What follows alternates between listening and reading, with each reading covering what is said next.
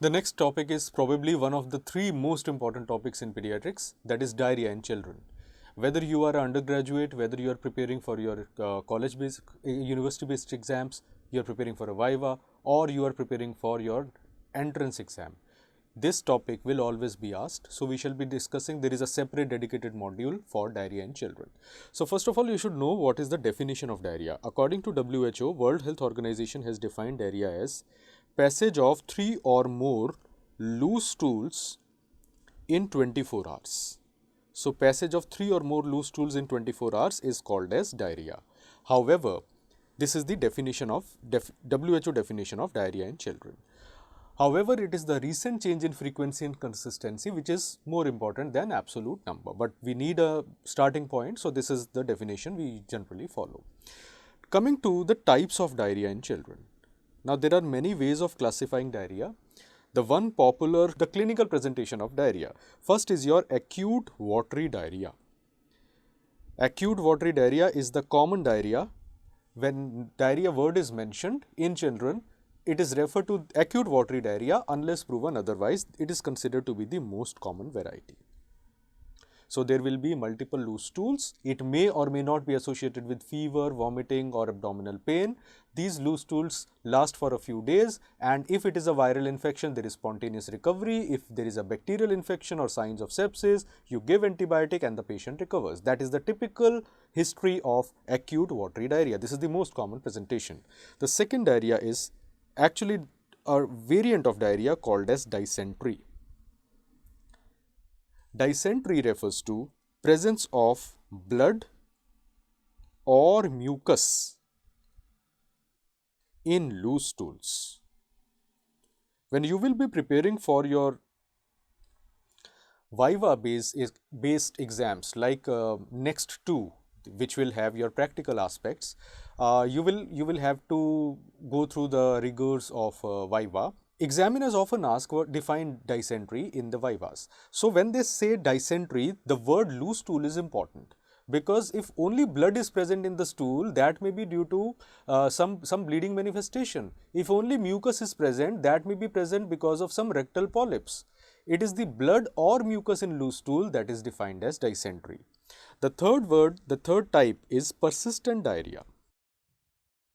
What is persistent diarrhea? Persistent diarrhea refers to diarrhea lasting for 14 days or longer, and it is usually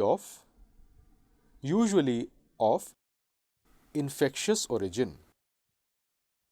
In bracket you would write, with exception being persistent diarrhea due to lactose intolerance. The term chronic diarrhea is no longer favored, but generally speaking, traditionally chronic diarrhea has been defined for diarrhea lasting for more than 2 to 4 weeks, and it is usually of malabsorptive variety. So, it is not considered to be a part of the acute infectious disease spectrum. So, these are the three types of diarrhea. Moving over to the etiology, that is the causative agents of diarrhea in children. So, this is etiology specific for pediatric age group. So, what is the most common cause of diarrhea in children? The most common cause of acute watery diarrhea in children are viral infections, followed by bacterial infections. Which is the most common virus? So, most common virus everybody knows, rotavirus. The second most common cause. Now, rotavirus everybody knows, but in entrance exam, the person who knows the second most common will be able to identify and mark better if a sequence based question is asked. So, second most common is Norwalk virus. It is also sometimes written as norovirus. Among bacterial causes, the most common bacterial pathogen of diarrhea in children is E. coli. Usually, it is seen that EPEC is the overall most common cause. However, OPGHI latest edition says that E. coli variety called as enterotoxigenic E. coli ETEC now comprises almost 20% of all bacterial diarrheas in children. They have not said it is the most common, but they have implied that now it is the most common in India. So, ETEC is now 20% of all bacterial diarrheas in children. So, overall most common is still EPEC, pathogenic. If nothing else is mentioned, your answer will be EPEC. But if they specifically ask about India, enterotoxigenic E. coli will be the more likely answer based upon the latest standard textbooks. So, this is regarding the most common cause of diarrhea. If they specifically ask about most common cause of dysentery in children, in world you have a different cause, in India you have a different cause. Remember that dysentery is always caused by invasive species like bacteria. It is not caused by viral infections. Viral infections usually tend to produce watery diarrhea or persistent diarrhea in certain cases, but they do not cause dysentery. So, the most common cause in world is E. coli. Which strain of E. coli? Enterohemorrhagic E. coli. EHEC, and there is a specific strain of this called as O157H7 that is responsible for majority of cases. It is also called as virocytotoxin producing E. coli. In India, the most common cause of dysentery in children is Shigella. It is Shigella dysenteriae type 1. Moving to the causes of persistent diarrhea. So, most common cause of PD means persistent diarrhea. Persistent diarrhea usually is of infectious origin. I have already told you. Among infectious origin, remember that in world the most common cause is rotavirus overall. Rotavirus, whereas in India the most common cause is E. coli, but a different species of E. coli called as EAEC, enteroadherent or enteroaggregative E. coli, followed by Giardia lamblia. So, they will cause diarrhea lasting for 2 weeks or longer among infectious causes. And then there can be a non-infectious cause. The non-infectious cause of diarrhea, which is in fact the more common than infectious causes in certain parts of the world, is secondary lactose intolerance. Secondary lactose intolerance is also called as secondary lactase deficiency. Let me explain what this thing is. Now, diarrhea usually starts as a viral diarrhea. What sometimes happens is, suppose a child not immunized for rotavirus, 10 months of age, gets a rotaviral infection. So, the child will be passing 10, 12 loose watery stools per day. So, what will happen is, due to very high purge rate in the child, there will be loss of mucosal brush border epithelial cells. Now, brush border cells in the gut, they contain enzyme called as lactase. So, due to this high frequency of diarrhea, in a few days the child will have relative lactase deficiency. Now, imagine this child's diarrhea was started to improve, oral intake became better, parents started giving a high milk based diet to the child. So, what will happen? Milk will have lactose, but gut has relative lactase deficiency. So, the lactose in the diet will not get absorbed. It will remain in the gut lumen, get fermented to osmotic products and lead to persistence of diarrhea. और तब तक चलेगा till you give conservative management, you reduce the lactose content and give zinc and other substances to let the gut reepithelialization happen.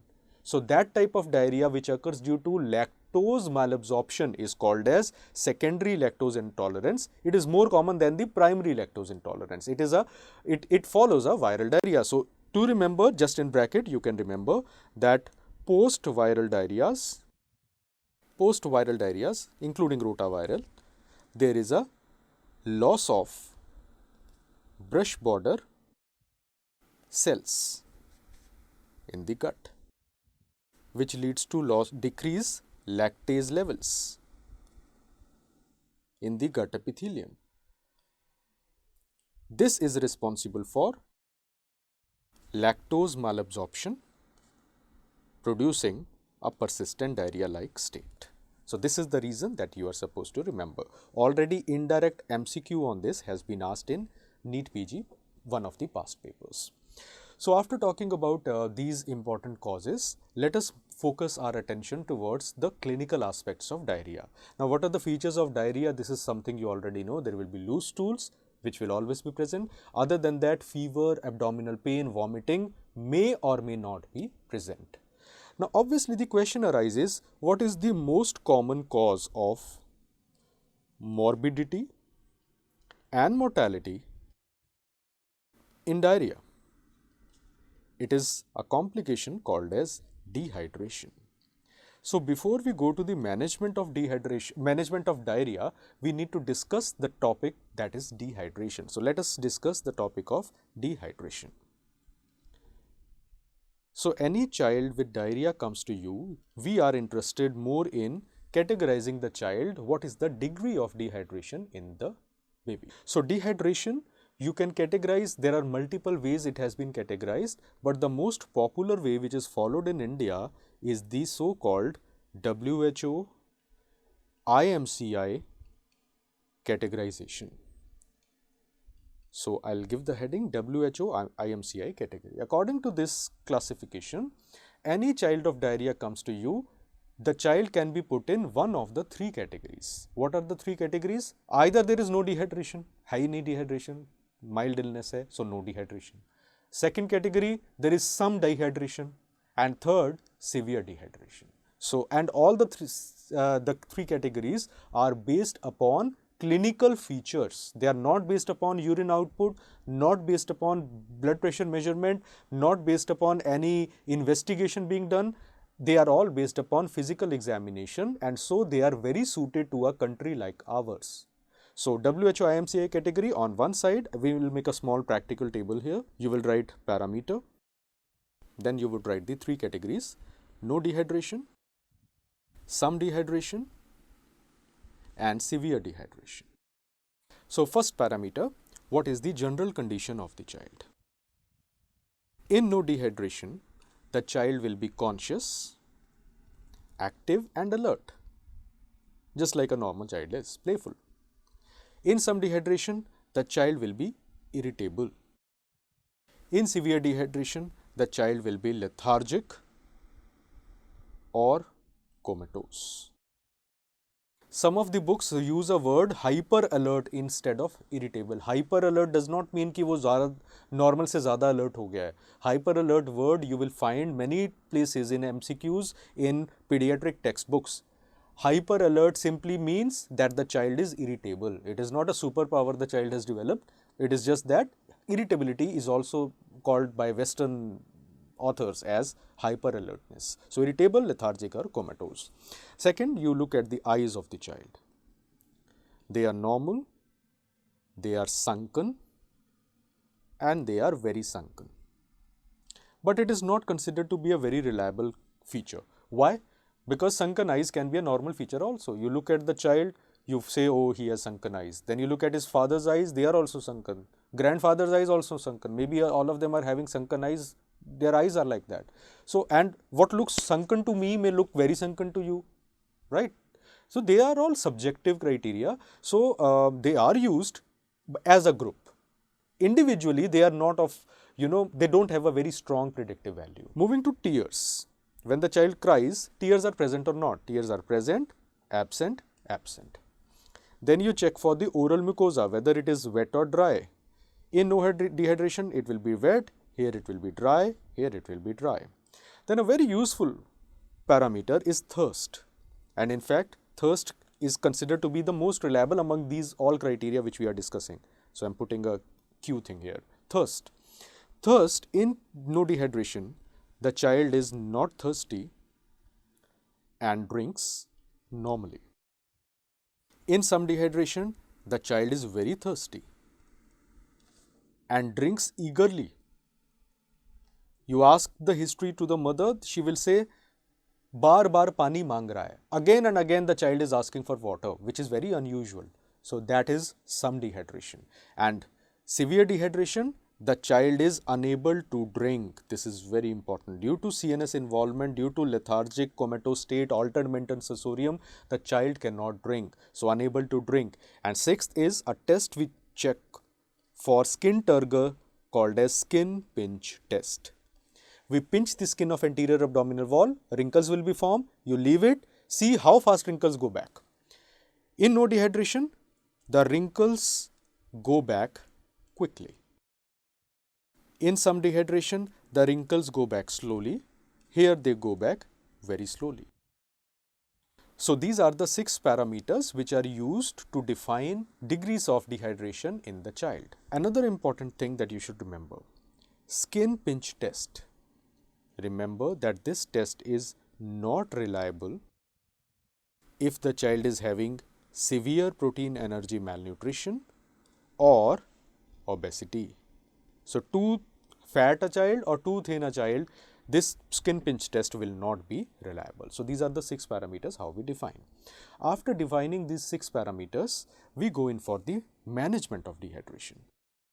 So WHO has given 3 categories for managing dehydration based upon the type. And these have been nomenclature, or specific nomenclature has been created called as plan A, plan B and plan C. So first of all, you have plan A. Plan A is followed in children who have no dehydration. So no dehydration, diarrhea is continuing. Diarrhea khatam ho gaya, you don't need to follow any plan. But diarrhea continuing, but child is not having any dehydration, you follow plan A. So what is plan A? In plan A, we use ORT. ORT stands for oral rehydration therapy. ORT means you can use either WHO recommended low osmolarity ORS, or you can go in for home based fluids. Now the important thing to understand here is the home based fluids which you are using. So you can use either WHORS or you can use home based fluids. The home based fluids which you are using, they should be easily available. They should have a source of sodium in that. They should have a source of carbohydrates in that. So sugar, sodium dono hona chahiye. What are such home based fluids which you can use? Example, coconut water, dal water, rice water. You can even make a sugar salt solution.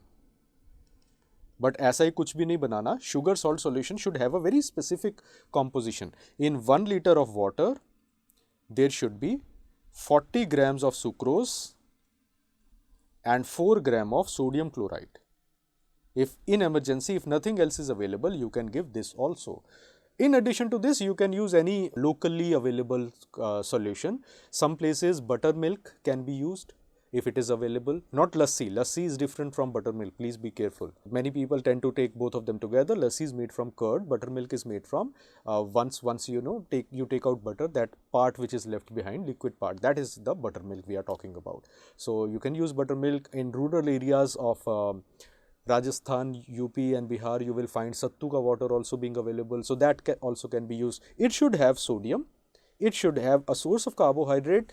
It should be easily available, which replenishes the ongoing losses. So this is the plan of oral rehydration therapy, plan A. What is the amount to use? The amount to use depends upon the age of the child. Less than 2 years, you will use 50 to 100 ml per loose stool, because you are only replacing the ongoing losses. So per stool you are giving. If the age of the child is 2 to 10 years, you will use 100 to 200 ml per loose stool. And if the age of the child is more than 10 years, you can give as much as child wants. It is also called as ad libitum, on demand. So this is plan A, right? Second is your plan B. Plan B is followed in children who have some dehydration. So children having some dehydration, you will follow plan B. In plan B, you cannot use home-based fluids. You use only and only WHO recommended ORS. I'm writing in short, WHO ORS. It is also called as low osmolarity ORS. They are all the same. So WHO ORS, on the side, I am writing a small table kind of a thing, can be asked in exam. What is the composition of low osmolarity ORS? The one which we use is, you can put a star, composition. The composition of WHO ORS is something like this. Sodium is 75 milliequivalents or millimoles per liter. Potassium is 20. Glucose is 75. Chloride is 65. Citrate is 10. And if you total it, the total osmolarity of this fluid is 245 milliosmoles per liter or 245 millimoles per liter. So, questions have been asked. This question has been asked. An indirect question was asked in NEET PG. They said, what is the molar ratio of sodium and glucose in latest available WHO ORS? The answer was 1:1 because 75, 75. This is indirect way of asking this composition. So, composition is important, right? Yahi aata hai. The other ORS which you read in books, they are not available, they are not manufactured. So, you have to, in some dehydration, you will be using WHO ORS, but kitna? The amount is specific here.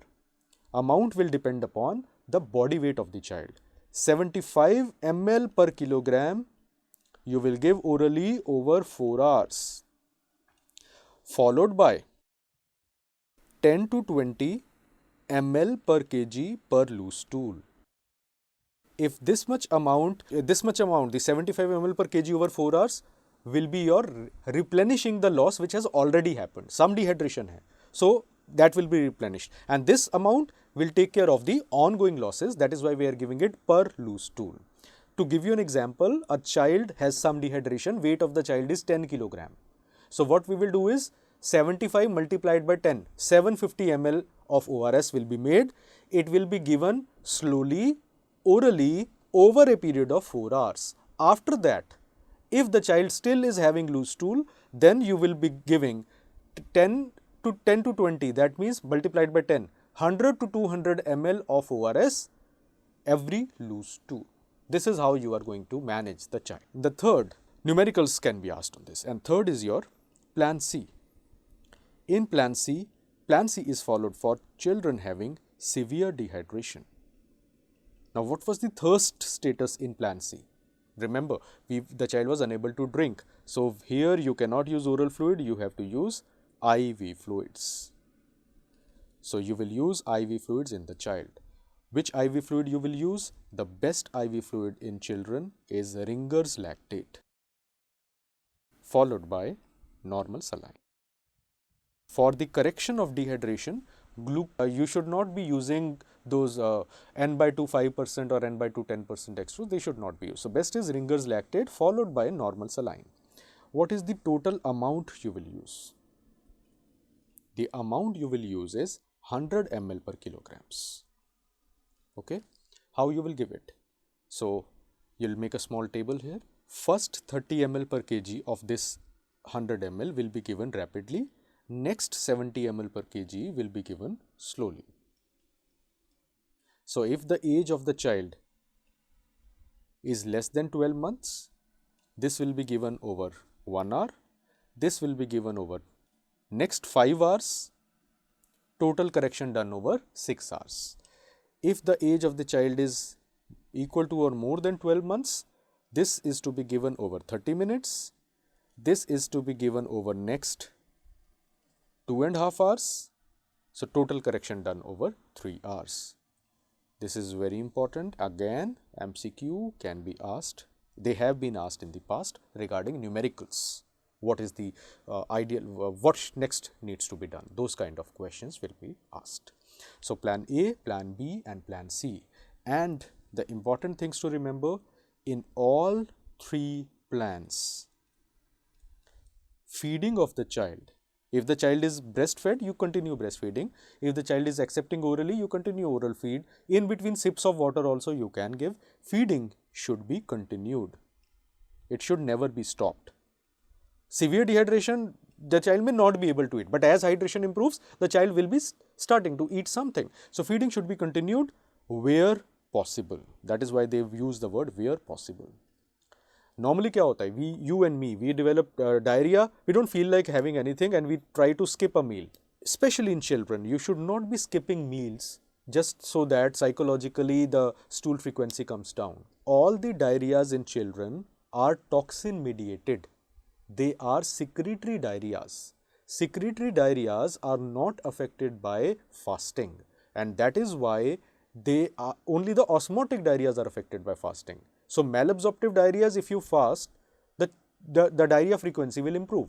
But these children, fasting or not giving meals to the child can worsen the overall status, and so as soon as possible the child is stable, you should continue feeding the child along with whatever plan you are using. So this is an important thing which I feel can be asked in one of the exams.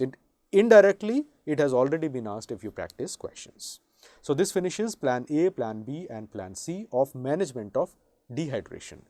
Now we come to the management of diarrhea itself, right? Management of diarrhea. So when you manage diarrhea in children, there are two important components that you do. First is management which is to be done in all children. Things which need to be given in all children, right? Irrespective of the cause. So first thing is categorization and management of dehydration.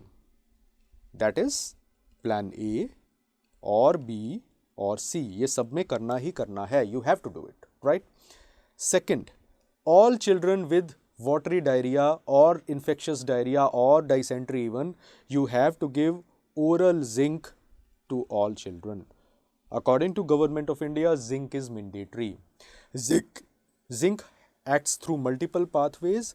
Zinc increases the rate of reepithelialization in the gut, whatever losses have happened, and it decreases the chances of secondary lactose intolerance. And that is why, in fact, zinc deficiency, our children are inherently deficient in zinc, and this deficiency gets worsened in diarrhea. So zinc deficiency itself does not allow the recovery to happen. And so oral zinc supplementation improves the overall status of the child. What is the dose you will be using? Dose has been asked 2 times in entrance exam. The dose of the zinc will be 20 milligram per day, not per kg per day, stat dose. However, if the age of the child is less than 6 months, the dose is half of this, that is 10 milligrams per day. And what is the duration for which it will be given? It will be given for 14 days. If somebody asks you a range, Western countries, they give a lesser value, they say 10 to 14 days. But agar ek chunna hai, the better answer will be 14 days. Which preparation of zinc can be used? Any commercially available. Zinc carbonate, zinc gluconate, zinc acetate, any of the zinc preparation can be used. So for 14 days, you have to give zinc. Even if the child improves, once started, you have to give it. So ऐसा नहीं है कि parents often ask you, sir, zinc, our diarrhea is gone, you had written to give for 2 weeks, can I stop it? The answer is no, continue it. So this is management in all children. Then management needed in specific scenarios. Management of needed additionally in specific scenarios. Imagine if the child is having features of sepsis in watery diarrhea, or the child is having dysentery. Dysentery will not be viral. So in these patients, you will have to use antibiotics. So obviously the question arises, what is the antibiotic of choice, drug of choice in dysentery in children? It is an agent called as ciprofloxacin. The benefit of ciprofloxacin outweighs the risks associated with fluoroquinolones. In fact, latest consensus is fluoroquinolones are very effective, and the side effects like which you have read in pharmacology, they are not very prominent. Even if they do happen, they are rare and reversible. So ciprofloxacin is considered to be the therapy of choice for dysentery. If it is a severe diarrhea or ciprofloxacin is not available or it is not responding, the next agent, more effective agent will be IV ceftriaxone. So the next agent after this will be IV ceftriaxone. This is sepsis or dysentery. Now, if the child is having persistent diarrhea, there is a possibility that there may be some lactose intolerance. So other than whatever management you are doing, you will need to start the patient on low lactose diet. If the patient still does not improve, no improvement, you put the patient on lactose free diet. If still the patient does not improve, no improvement, you put the patient on monosaccharide based diet. So this is the overall management of diarrhea in case of children. It covers almost everything which you need for theory, for MCQs, and even for your practice tomorrow if you are intern or if you become resident somewhere. This is all you need to know, and all of this is latest, cross-checked and practical from exam point of view. Now, after this topic, this is a hugely important topic, diarrhea in children, and so there will be some related topics, one-liners which have been asked or can be asked in the exam. So I will give the heading extra edge things for diarrhea in children. These extra edge things may be skipped in case you are preparing only for your college university based exams. You can read them, obviously knowledge never harms, but they are very important, especially for NEET PG, Next PG and INI CET exams. So what are the extra edge points, additional things that you should know? First of all, there are other ways of categorizing dehydration other than the WHO IMCI category. Right? There are other ways of categorizing dehydration. So one way is, which is followed in corporate hospitals and in Western countries, where they can monitor urine output, which is possible only in a admitted child. The other ways of categorizing dehydration is into mild, moderate and severe dehydration. Now, why do we need to do it? In NEET PG 2016 and 2015, there were MCQs based upon this. So, 2 MCQs on this have already been asked. So, we have no other option. We have to read this categorization. So, this is not the one which is very popular or likely to be asked in your university exam, but in your MCQs, this has been asked, and so you need to remember it. So, according to this categorization, this classification, there are 3 categories you can define. On one side, you would write parameter. Don't mix up the 2 classification. The upper one is essential. This one is essential for entrance exams. So, parameter, then mild dehydration, moderate dehydration and severe dehydration. Some of the parameters will be same. Now, the first and the most important parameter is is percentage loss in body weight due to dehydration. In case of mild dehydration, if they are infants, the loss in body weight due to diarrhea will be less than 5%. And in case of older children and even adults, it will be less than 3%. In moderate dehydration for infancy, it will be 5 to 10% loss due to diarrhea. Here it will be 3 to 6% loss. In severe dehydration, loss will be more than 10% in infants and more than 6% in case of older children. This is the first parameter. Next, we move to the mental status of the child. Very similar, normal, active, alert, irritable, lethargic or comatose. No, some severe is different from mild, moderate, severe. Please keep it in mind. I am repeating again and again. I have seen people mix the 2 classifications. Thirst, normal, increased, unable to drink.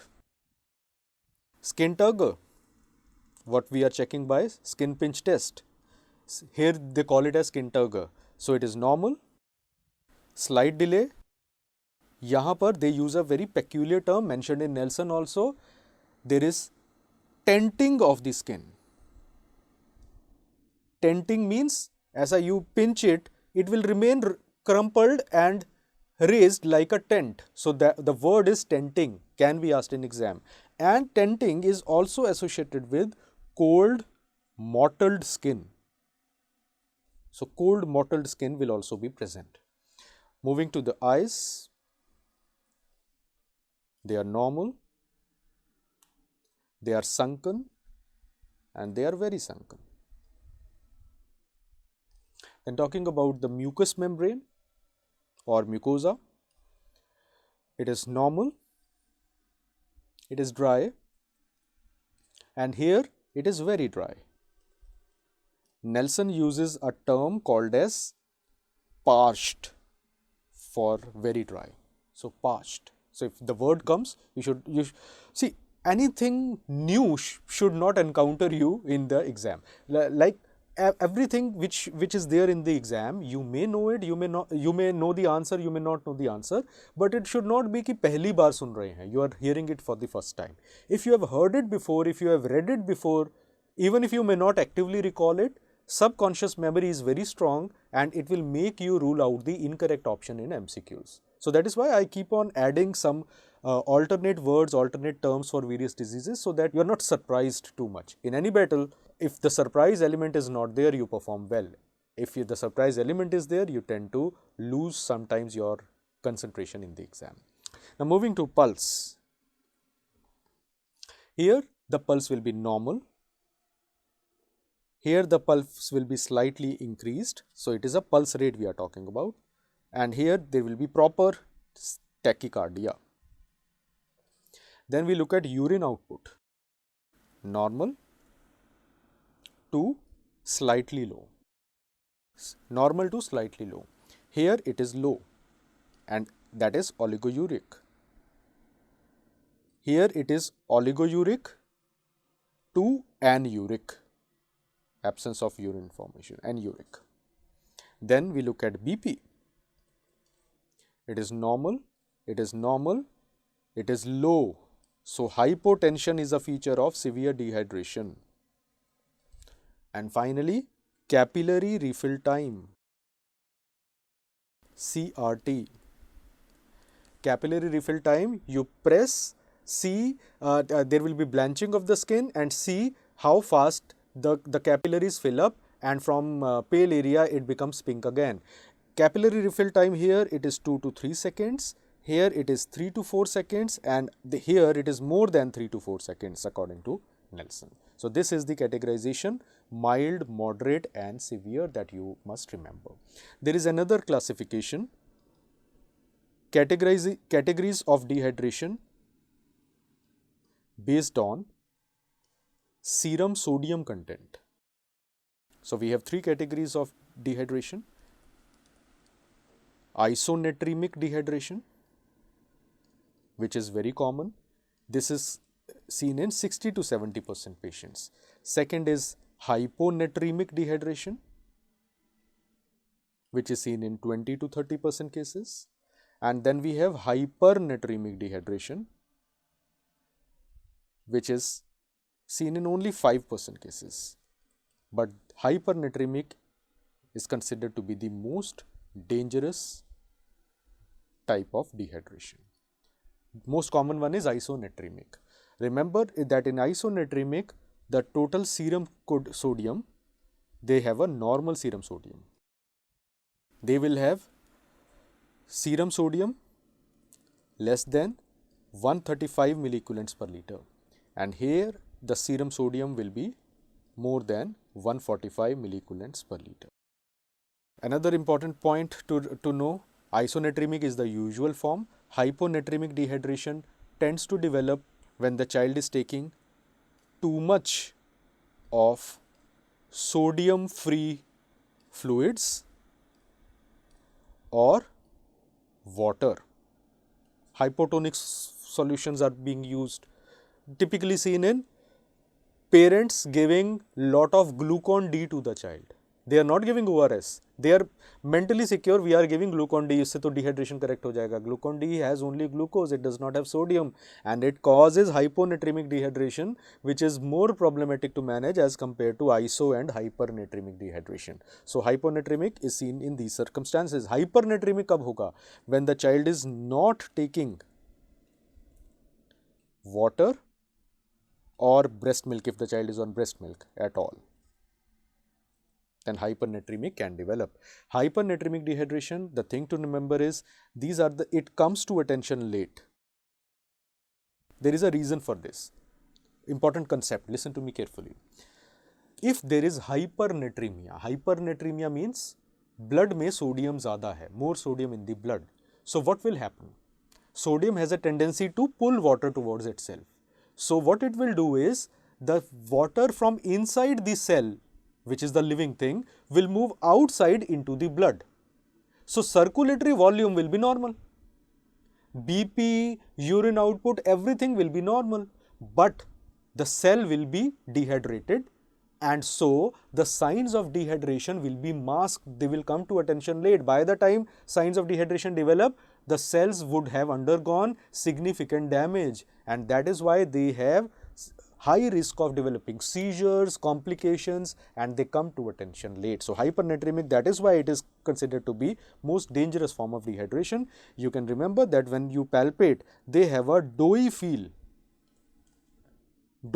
of the abdomen. The wheat flour which you take now before you make roti or puri, you add water and make it, the freshly made feel, you press it, your fingers, they produce an impression. That kind of a doughy feel of abdomen is seen in hypernatremic dehydration. This is again MCQ point. So these are the categories of dehydration based upon serum sodium levels. Another important set of one-liners. What are the upcoming therapies in childhood diarrhea? You have two upcoming therapies which are important. One are probiotics. They are not routinely recommended, please remember this. And second is resecadodril. It is an intestinal encaphelinase inhibitor. Then you have, what are the drugs which are contraindicated in childhood diarrhea? बिल्कुल नहीं देना है. They include anti-motility agents, opioid derivatives, anti-motility agents like loperamide, diphenoxylate, they are contraindicated. They decrease gut motility, can produce paralytic ileus, and they have been associated with increased risk of perforation and septic shock in the child. So anti-motility agents are absolutely contraindicated in childhood diarrheas. So what is the role of antiemetics? Normally it is not needed, right? एक दो vomiting हो गया, नहीं देना है. They are given only in persistent vomiting, when there is vomiting associated. Only in persistent vomiting. What is persistent vomiting? More than 3 vomitings in 1 hour. And what is the antiemetic that you will give? The best antiemetic for these children is ondansetron. Ondansetron. They are better than metoclopramide and domperidone. Another point. What are the times during which ORS therapy fails? ORS therapy failure. You are giving ORS but dehydration is increasing. It can happen in 4 scenarios. First, if there is a high stool purge rate. It is defined as more than 5 ml per kg body weight per hour. इतना stool निकल रहा है. ORS will not be effective. Second, if there is a persistent vomiting, I have already told you, more than 3 vomitings in 1 hour. ORS may not be effective, it may fail. Third, if there is paralytic ileus. And fourth, whenever there is incorrect preparation or administration of ORS, it is too dilute or too concentrated, that then also the child may develop ORS failure. Another potential clinical scenario. There are 2 scenarios I will discuss and then the topic will be over. First scenario, the child is having severe dehydration, right? but IV access is not available. What to do? Very practical and can be asked as an exam. Severe dehydration, IV access not possible, not available. What to do? Very simple. You give ORS via nasogastric or orogastric tube, and once access available, shift to IV fluids. Correct the dehydration. Once dehydration corrected, switch back to ORS in the child, right? Second scenario, patient is having severe dehydration along with persistent vomiting. What to use as IV fluid? Ringer lactate or normal saline? Normally, you will prefer ringer lactate, right? But remember, ringer lactate is not used in children who have severe or persistent vomiting. In these scenarios, you will prefer normal saline over ringer lactate. It is an exception. It is an exception. Why? Because children who have severe vomiting,